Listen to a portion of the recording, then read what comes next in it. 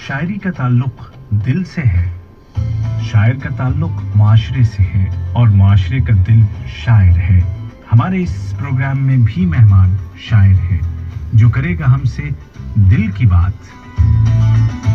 आइए चलते हैं शायर के हुजूर और सुनते हैं उसकी बातें, कुछ शायरी, कुछ उसकी जिंदगी के बारे में।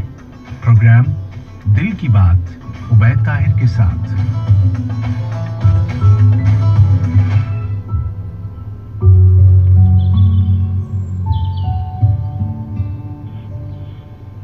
सामीन, दिल की बात के पहले हल्के में आज मेरे जो मेहमान हैं उनको दोहा में किसी तारुफ की ज़रूरत नहीं है। दोहा में जितने भी अदब नवाज और उर्दू ज़बान से मोहब्बत करने वाले लोग रहते हैं वो इफ्तिखार राग़िब को भी जानते हैं। आप गुज़िश्ता कई सालों से यहाँ दोहा में मुकीम हैं। आपका ताल्लुक़ भारत के सूबे बिहार के ज़िला गोपालगंज से है और आपकी गज़लों के अब तक 5 मजमूए मंज़िल-ए-आम पर आ चुके हैं। लफ्ज़ों में एहसास, ख़याल चेहरा, गज़ल दरख्त, यानी तू और कुछ और।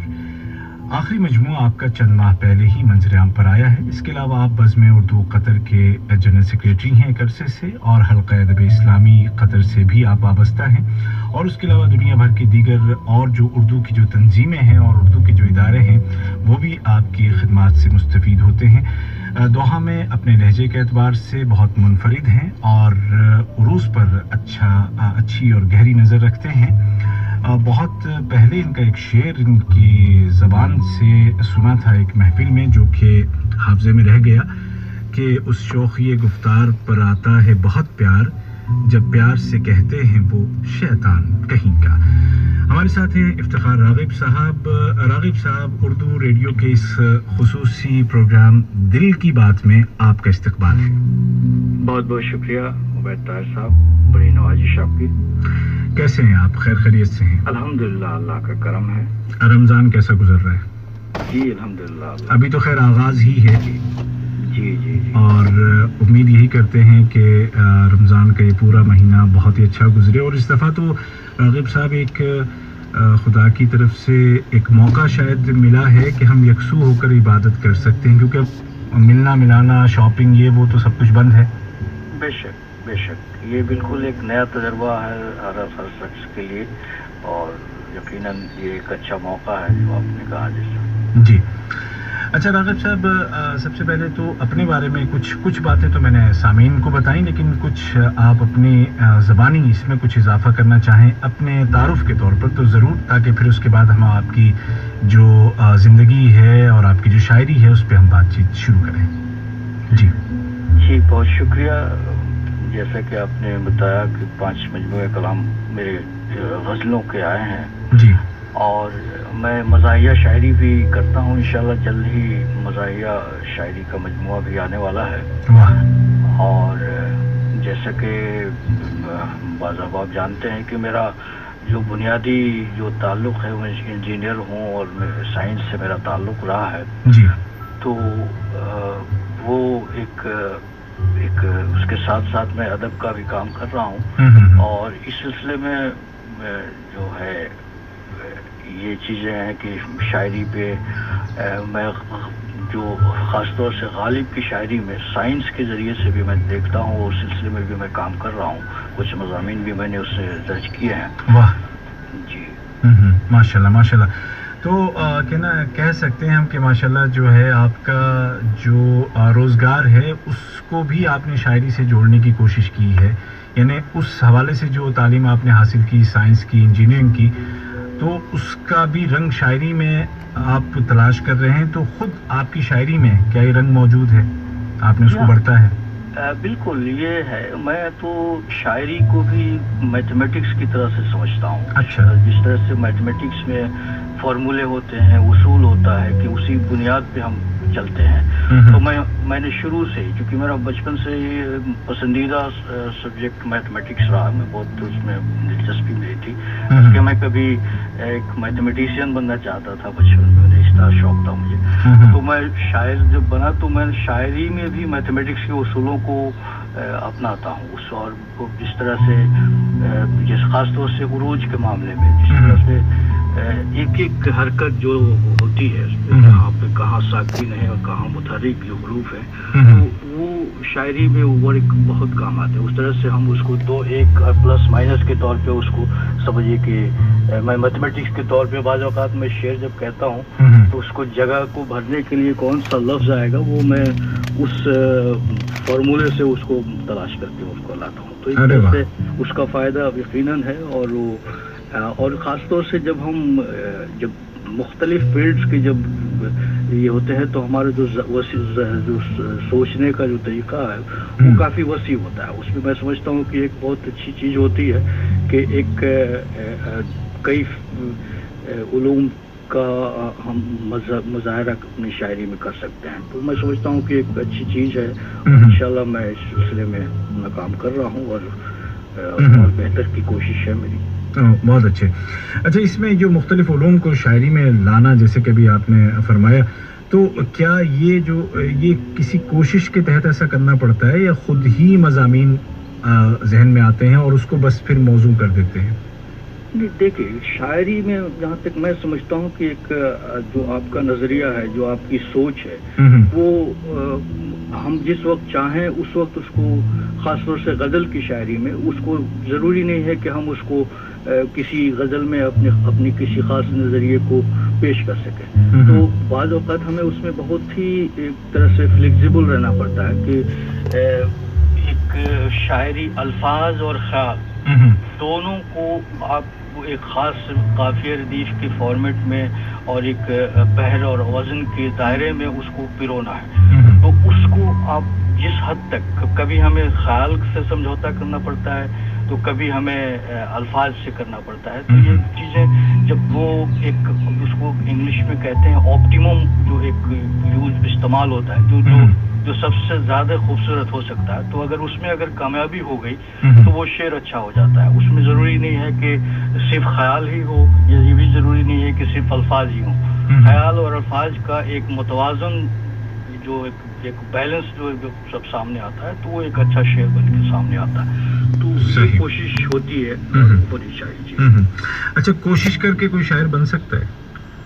मेरे ख्याल से बड़ी उम्र में तो नहीं हो सकता। अगर बचपन से किसी को मैं जहाँ तक समझ रहा हूँ कि जहन की मौजूनियत जो होती है वो बहुत ज़रूरी है और वो बचपन में मुझे लगता है कि वो बन जाती है। जैसे बच्चे अगर नज़में याद करते हों ज़्यादा जो छोटी उम्र में, जैसे हमें बचपन में मुझे याद है कि जब मैं नई किताब जब हमें मिलती थी, जब हम नए क्लास में जब जाते थे तो जो किताब आती थी उसकी सारी नज़में याद कर जाते थे, उर्दू की, हिंदी की शुरू में।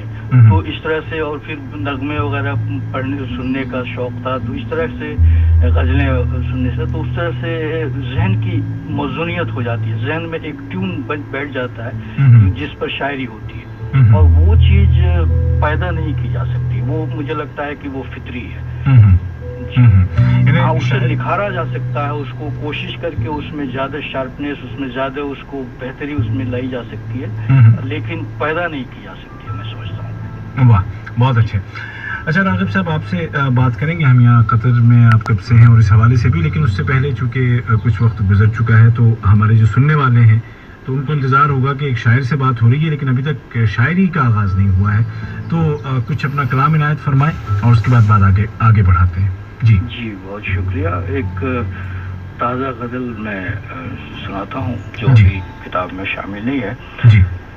मतलब अर्ज किया है कि फरते जज्बात का था मारा मैं, फरते जज्बात का था मारा मैं, अब हूँ टूटा हुआ सितारा मैं, अब हूँ टूटा हुआ सितारा मैं, लम्स तेरा संवार देता था, लम्स तेरा संवार देता था, जब भी होता था पारा पारा मैं, क्या कहने, जब भी होता था पारा पारा मैं, ज़हन और दिल में इत्तेफाक नहीं, ज़हन और दिल में इत्तेफाक नहीं, कैसे समझूं तेरा इशारा मैं, कैसे समझूं तेरा इशारा मैं, खुद से उतना ही मैं हुआ बेजार, खुद से उतना ही मैं हुआ बेजार, जितना लगता था तुझको प्यारा मैं। वाह वाह, बहुत शुक्रिया। شکریہ. جتنا لگتا تھا تجھ کو پیارا میں،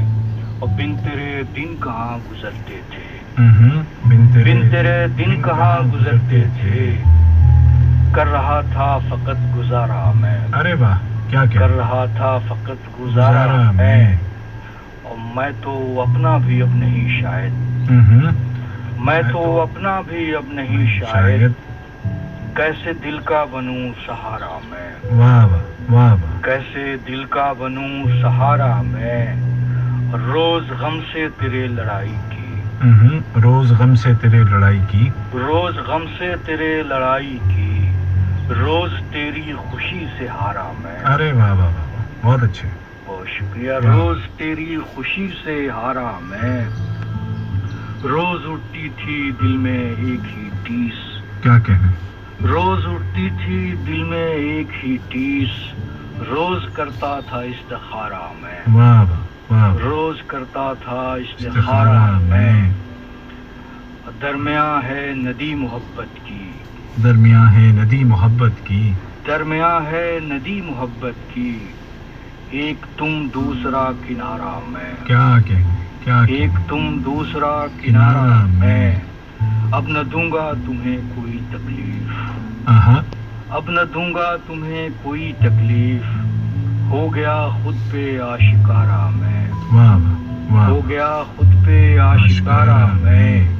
اور یہ شعر خاص طور سے دیکھیے، جانے کب چل گیا تمہارا طلسم، جانے کب چل گیا تمہارا طلسم، جانے کب چل گیا تمہارا طلسم، جانے کب ہو گیا تمہارا. واہ واہ واہ واہ واہ. بہت آسانی سے کہا ہے بھائی. واہ واہ واہ. بہت شکریہ. کیا کہنا. جانے کب چل گیا تمہارا طلسم، جانے کب ہو گیا تمہارا میں. واہ واہ. اس نے پوچھا کہ کون راغب ہے، اس نے پوچھا کہ کون راغب ہے، کہہ دیا میں نے کتنا سارا میں.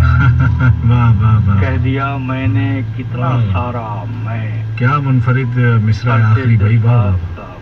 فرق جذبات کا تھا مارا میں، کیا کہنا. اب ہوں ٹوٹا ہوا ستارہ میں. واہ واہ واہ. بہت خوب بہت عمدہ. اچھا راغب صاحب، آپ کے جیسے مجموعے ماشاءاللہ سے 5 مجموعے آ چکے ہیں اور سب کے سب غزلوں پر مشتمل ہیں، تو بالکل واضح ہے کہ آپ بنیادی طور پر آپ غزلیات کے شاعر ہیں. تو غزلوں میں آپ کس سے متاثر ہیں، یا کہنا چاہیے کس کس سے، کیونکہ اتنے ہمارے ماشاءاللہ استاد شاعر ہیں. جی جی غزلوں میں ظاہر ہے کہ مرزا غالب سے بڑا شاعر غزل کا نہیں ہے کوئی، تو وہ ہے میر ہے غزل کے شاعر. جی. اور میں جو ہے بچپن میں جب میں نے شاعری شروع کی تھی تو میں نے 2 شاعروں کو بہت پڑھا تھا اس وقت، ایک کلیم عزیز اور جگر مراد آبادی. ان کی دونوں کی کتابیں میرے پاس تھی شروع میں، تو وہ مجھے لگتا ہے کہ اس دونوں کی شاعری نے میرے ذہن کو اس کی طرف راغب کیا. ہاں واہ. تو جی جی جی بولیے. اس کے بعد بہت سارے شاعر ہیں جن کو پڑھ کے اور اچھا لگتا ہے، اور غزلیں کہنے والے. اور غزل کی جو ایک خصوصیت ہے کہ اس میں ایک بالکل یونیک یہ فارم ہے شاعری کی، جو پوری سمجھیے کہ غزل کے علاوہ کسی اور صنف میں چیز میں نہیں آ سکتی. نظمیں ہوتی ہیں، بڑی لمبی نظمیں ہیں جس میں ایک بات کہی جاتی ہے. یہاں آپ کو 2 مصرے میں بات مکمل کرنی ہوتی ہے اور بہت بڑی بات کہنی ہوتی ہے. جتنا کامیاب شاعر ہوتا ہے، جتنا وسیع اس کی فکر ہوتی ہے اور جتنا اس کی مشاقی ہوتی ہے، اتنی بڑی بات وہ 2 مصروں میں کہہ جاتا ہے. یہی بات ہے کہ اس کی انفرادیت ہے، اور یہ چیز مجھے لگتا ہے کہ کسی اور زبان کی شاعری میں شاید نہیں ہے. واہ واہ. اچھا آپ نے خیر غالب کا نام لیا، اور غالب تو خیر سبھی کے، غالب اور میر کے بغیر تو بات ہی ہو ہی نہیں سکتی اردو شاعری کی. تو آپ جو ہیں وہ یہ کوشش بھی کرتے ہیں کہ غالب کو خود سمجھ کے پھر دوسروں کو بھی سمجھایا جائے، اور اس طرح کے مضامین آپ مختلف واٹس ایپ گروپس میں اور اس کے علاوہ فیس بک کے آپ اپنے پیج پہ لگاتے بھی رہتے ہیں. تو یہ خیال کہاں سے آیا کہ بھئی یہ کام بھی کیا جانا چاہیے؟ دیکھیے غالب ایک ایسا شاعر ہے جس نے اپنی عہد سے بہت آگے کی شاعری کی ہے، اور میں نے جہاں تک مطالعہ کیا ہے مجھے محسوس ہوا ہے کہ ابھی بھی غالب کو بہت سمجھا جانا باقی ہے. اور میں اس میں خود محسوس کرتا ہوں. میں نے بہت سارے کئی شرحیں میرے پاس ہیں. جب میں دیکھتا ہوں اس میں تو بعض اوقات مجھے اختلاف ہوتا ہے اس کی شرحوں سے جو شعروں پر, اور مجھے ایک نئی چیز نظر آتی ہے, اس میں نئی بات ہے. اور میں نے ایک بار کوئی کوشش بھی کی ہے. وہ سائنس کے علاوہ ایک سائنس ایک بڑا موضوع ہے غالب کی شاعری. صحیح. وہ بہت وسیع ایک اسکوپ ہے اس میں. اس سلسلے میں بھی کام کرنے والوں نے کام کیا ہے اور ایک سلسلہ چل چکا. ابھی دو تین کتابیں غالب کی سائنسی حوالے سے آ چکی ہیں. جی, ایک غالب ایک سائنسدان اور غالب کی نئی دنیا. محمد مستقیم صاحب ایک ہیں, وہ میرے رشتہ داری ہوتے ہیں بہار کے, کافی دراز ہیں. ان کی کتاب آ چکی جو انہوں نے غالب کے سائنسی حوالے سے لکھی ہے. ایک حیدرآباد دکن کے وہاب قیصر صاحب, ان کی کتاب بھی غالب اور سائنس کے عنوان سے آئی ہے. تو یہ ایک ذریعہ ہے. تو غالب کی شاعری میں بھی بہت کچھ سمجھا جانا باقی ہے, اور اس سلسلے میں تھوڑا سا وسیع نظری کے ساتھ مجھے لگتا ہے کہ اس کو جب تنگ نظری سے ہم سوچتے ہیں, جب مثلاً بعض لوگ سائنس کا نام سنتے ہی تھوڑا سا بدکتے ہیں کہ ارے شاعر سائنس کہاں سے ہو سکتا ہے. تو مجھے اس سے اختلاف ہے. مجھے یہ کہ اس میں نے اپنے مضمون میں غالب اشعار غالب میں سائنس کے تابندہ ذرات ایک مضمون میں نے لکھا ہے. اس کو کئی جگہوں پہ وہ شائع بھی ہوا. اس میں بھی میں نے اس چیز کو دکھانے کی کوشش کی ہے کہ یہ بدکنے کی اصل ضرورت نہیں ہے. وہ جب ہم اس زاویے سے جب ہم سائنس اور شاعری دونوں کو جب ساتھ مطالعہ کرتے ہیں تو لگتا ہے کہ وہ اس میں کوئی نئی بات نہیں ہے, کوئی حیرانی کی بات نہیں. مثال کے طور پہ غالب کی شاعری میں ایٹم کے بارے میں بہت کچھ ملتا ہے, ذرات ایٹم.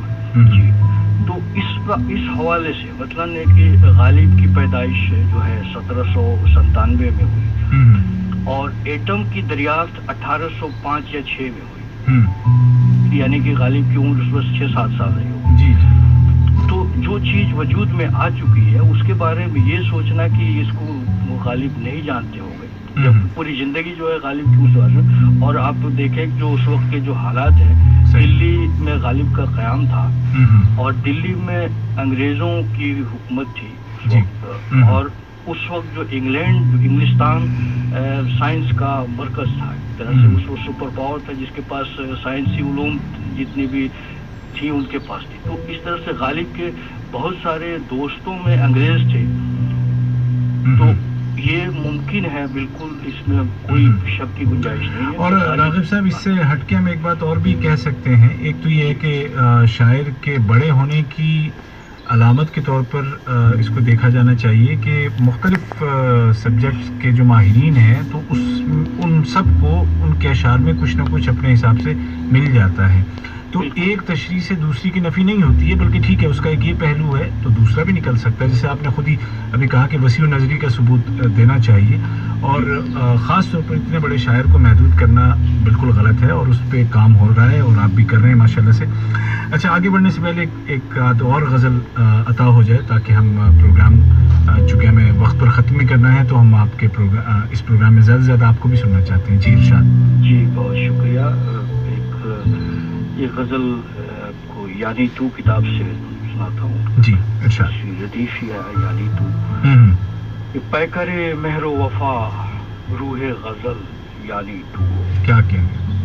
پیکر مہر و وفا روح غزل یعنی تو. مل گیا عشق کو ایک حسن محل یعنی تو. کیا کہنے. اور شہر خوباں میں کہاں سہل تھا دل پر قابو. شہر خوباں میں کہاں سہل تھا دل پر قابو. مضطرب دل کو ملا صبر کا پھل یعنی تو. مضطرب دل کو ملا صبر کا پھل یعنی تو. غم دل ہو غم جانا پہ غم دوراں ہو. غم دل ہو غم جانا پہ غم دوراں ہو. سب مسائل کا میرے ایک ہی حل یعنی تو. کیا کہنے. واہ واہ واہ واہ. سب مسائل کا میرے ایک ہی حل یعنی تو. کیا کہنے. گنگناتے ہی جسے روح مچل اٹھتی ہے. گنگناتے ہی جسے روح مچل اٹھتی ہے. میرے لب پر ہے ہمیشہ وہ غزل یعنی تو. کیا کہنے. میرے لب پر ہے ہمیشہ وہ غزل یعنی تو. اور ڈھونڈ کر لاؤں کوئی تجھ سا کہاں سے آخر، ڈھونڈ کر لاؤں کوئی تجھ سا کہاں سے آخر، ایک ہی شخص ہے بس تیرا بدل یعنی تو واہ واہ واہ واہ کیا ایک ہی شخص ہے بس تیرا بدل یعنی تو، پیاس کی زد میں محبت کا شجر یعنی میں، پیاس کی زد میں محبت کا شجر یعنی میں، جس پہ برسا نہ کبھی پریت کا جل یعنی تو، واہ جس پہ برسا نہ کبھی پریت کا جل یعنی تو، قلب راغب میں عجب شان سے ہے جلوہ فغن، قلب راغب میں عجب شان سے ہے جلوہ فغن، دل ربائی کا حسین تاج محل یعنی تو، کیا دل ربائی کا حسین تاج محل یعنی تو، بہت شکریہ، پے کرے مہر و وفا روح غزل یعنی کیا کہنے، مل گیا عشق کو ایک حسن محل یعنی تو، واہ واہ واہ، بڑی منفرد قسم کی ردیف ہے اور ہر شعر میں آپ نے اس کو بڑے بھرپور انداز میں نبھایا ہے، جس سے اس شعر کا لطف اور دوبالا ہو گیا ماشاءاللہ، بہت زبردست۔ اچھا، اس میں آپ نے پریت جل استعمال کیا اور آپ اپنی شاعری میں ہندی کے الفاظ استعمال کرتے ہیں، آپ کو اس سے کوئی مطلب کوئی تکلف نہیں ہے۔ بہت سارے لوگ کہتے ہیں کہ اگر ہمارے پاس بدل ہو اس سے آسان کوئی اردو زبان کا، تو ہم اس کو کیوں نہ استعمال کریں، تو آپ کی رائے اس سلسلے میں کیا ہے؟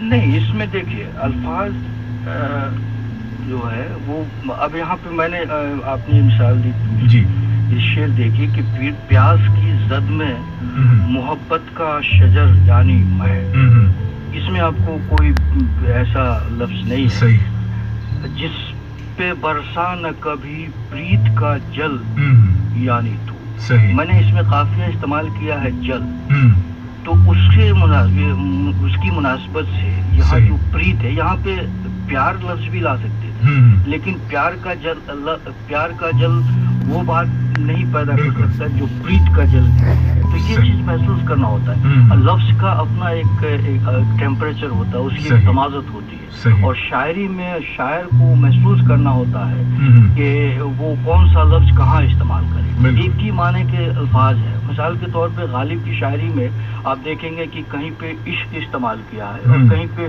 شوق استعمال کیا ہے، اس طرح کی بشمال جبکہ معنی آپ دیکھیں گے تو ایک ہی ہوگا، لیکن اس کا فرق ہو جاتا ہے، اس ماحول میں شعر کو بڑھتا جا رہا ہے۔ یہ غزل کی جو صنف ہے نا، بہت ہی نازک خیالی اور اس میں بڑی نزاکتیں ہیں، اس کو محسوس کرنا، ایک ایک لفظ سے تعلق ہوتا ہے، اور جی تو وہ کس ماحول میں آپ کون سا لفظ استعمال کرتے ہیں یہ منحصر کرتا ہے اس بات پر۔ صحیح صحیح۔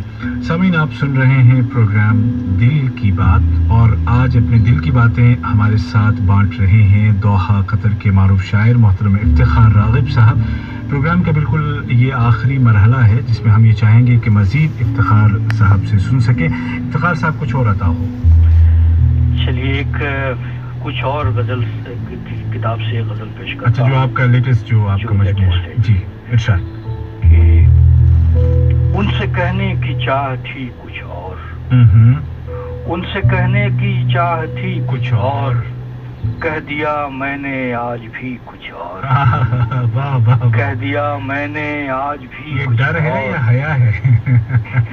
جو محسوس کیجیے، یہی تو غزل کی شاعری ہے، اپنے اپنے حساب سے سمجھنے والا سمجھے کہ کیا ہے۔ بالکل۔ ان سے کہنے کی چاہ تھی کچھ اور، کہہ دیا میں نے آج بھی کچھ اور کچھ ہے زبان پر تیری، اور کچھ ہے زبان پر تیری، کہہ رہی ہے تیری ہنسی کچھ اور، کہہ رہی ہے تیری ہنسی کچھ اور دل بناتا ہے اور منصوبہ، دل بناتا ہے اور منصوبہ، پیش کرتی ہے زندگی کچھ اور، کیا کہنے، واہ واہ، پیش کرتی ہے زندگی کچھ اور، اہل دانش کا فلسفہ ہے الگ، اہل دانش کا فلسفہ ہے الگ، اہل دانش کا فلسفہ ہے الگ، اہل دل کی ہے آگہی کچھ اور، کیا کہنے، واہ واہ واہ، اہل دل کی ہے آگہی کچھ اور ملتفت اور اس کی چشم وفا، ملتفت اور اس کی چشم وفا اب خودی اور بے خودی کچھ اور. کیا کہنے کیا اب کہنے. خودی اور بے خودی کچھ اور. چشم بینا کا نور اپنی جگہ. چشم بینا کا نور اپنی جگہ. چشم بینا کا نور اپنی جگہ. علم و حکمت کی روشنی کچھ اور. کیا کہنے بے شک. واہ واہ. علم و حکمت کی روشنی کچھ اور. کچھ نہیں سننا مجھ کو ان کے خلاف. کچھ نہیں سننا مجھ کو ان کے خلاف. مت کہو مجھ سے یا اخی کچھ اور. واہ واہ واہ واہ. آپ نے قطر میں رہنے کا حق ادا کیا ہے یا اخی. مت کہو مجھ سے یا اخی کچھ اور. اور کر لوں میں نرم دل اپنا. خاص طور سے جی بتاؤ کہ اور کر لوں میں نرم دل اپنا. سیکھ لو تم ستم گری کچھ. کیا بات ہے. واہ واہ. سیکھ لو تم ستم گری کچھ اور. اور اس کی سجدج بھی ہے قیامت خیز. اس کی سجدج بھی ہے قیامت خیز. قہر ڈھاتی ہے سادگی کچھ اور. واہ واہ واہ واہ. قہر ڈھاتی ہے سادگی کچھ اور. اب کم نہ ہو تابِ اضطراب کبھی. کم نہ ہو تابِ اضطراب کبھی. کم نہ ہو تابِ اضطراب کبھی. چاہیے دل کو بے کلی کچھ اور. واہ. چاہیے دل کو بے کلی کچھ اور. کب سناؤں انہیں غزل راغب. کب سناؤں انہیں غزل راغب. جانے کب آئے پختگی کچھ اور. کیا کہنے. واہ واہ واہ. جانے کب آئے پختگی کچھ اور. کیا کہنے. واہ واہ. تم سے کہنے کی چاہ تھی کچھ اور. بہت اچھا. کہہ دیا میں نے آج بھی کچھ اور. واہ واہ واہ. اچھا آخری شعر میں جو بات آپ نے کہی ہے مجھے لگتا ہے کہ ہم سب کو زندگی میں چاہے ہم کسی بھی فیلڈ سے تعلق رکھتے ہوں اس کا بڑا خیال اور دھیان رکھنا ضروری ہے کہ ہم کہیں پر پہنچ کے حرف آخر نہیں ہو گئے بلکہ وہ جو پختگی کی طلب ہے وہ رہنی چاہیے. شاعری میں بھی ایسا ہی ہے. بے شک اس میں کوئی شک نہیں. جہاں ہم یہ تصور کر لیں کہ پختگی مل گئی ہم نے بن جی تو وہاں پھر سمجھے کہ ٹھہراؤ آ گیا. وہاں سے ہم پھر نیچے اترنا شروع کر دیے. کیا بات کیا بات. بہت خوبصورت گفتگو اور بہت ہی عمدہ شاعری آپ نے سنائی محترم افتخار راغب صاحب. اور ہمیں افسوس یہ ہے کہ چونکہ صرف آدھے گھنٹے کا ہی یہ پروگرام ہے اور اگر ڈھنگ سے بات کی جائے تو ایک غزل پر بھی آدھے گھنٹے میں بات نہیں ہو سکتی بلکہ ایک شعر پر بھی نہیں ہو سکتی. لیکن ہم آپ کے شکر گزار ہیں کہ آپ نے ہمیں وقت دیا اور ہم سے اپنے دل کی باتیں کی شاعری کے حوالے سے خاص طور پر غالب کے حوالے سے اور اپنی شاعری بھی ہمیں سنائی ہمارے سامعین کو سنائی. انشاءاللہ زندگی رہی تو پھر کسی اور پروگرام میں ذرا لمبے وقت کے ساتھ انشاءاللہ آپ سے پھر ملاقات ہوگی. بہت بہت شکریہ. بہت شکریہ. اپنا خیال رکھیے گا سر. جی بڑی محبت. اللہ حافظ. اوکے خدا حافظ.